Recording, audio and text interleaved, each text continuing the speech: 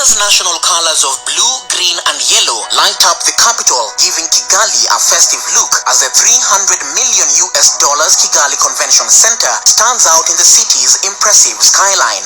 Not only is it East Africa's biggest convention center, but it also represents something much bigger. It is a perfect exemplification of prosperity and national pride for a country that has sprung back from a devastating genocide in 1994, where almost 1 million people lost their lives, leaving a debris of economic ruin.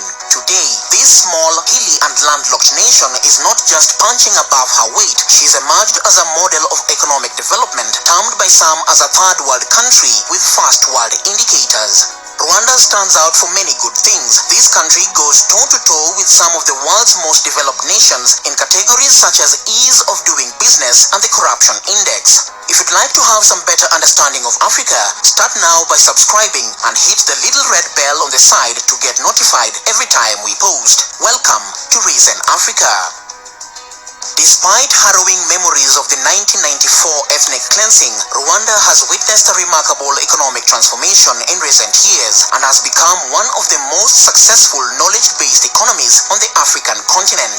Its achievements are often described as nothing short of miraculous. It has become the country to look out for in terms of investment opportunities, value for money, and economic growth. So much so that it is touted as being on the first lane to become a first world country.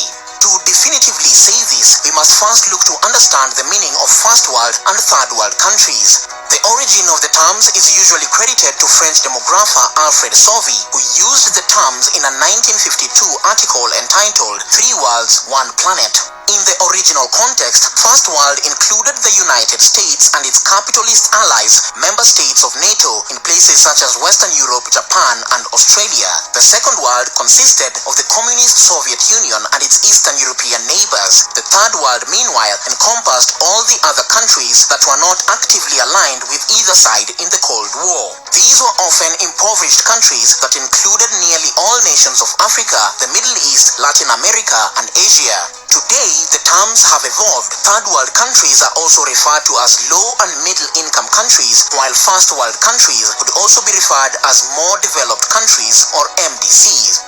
Of the 54 African countries, about 19 are represented on the world's poorest list. Three factors determine whether or not a country makes the cut to be classified as a first world country. The gross domestic product and economic stability, political stability, and data from the Human Development Index are also taken into consideration. The first factor to consider in Rwanda's rapid transformation: GDP and economic stability. Rwanda does not rank among the richest countries in Africa, but there's a reason why this tiny East African nation has become Africa's poster child for progress. In the year 2000, the government established Vision 2020, a long-term development strategy with the main objective to transform Rwanda into a middle-income country by 2020, based on a thriving private sector.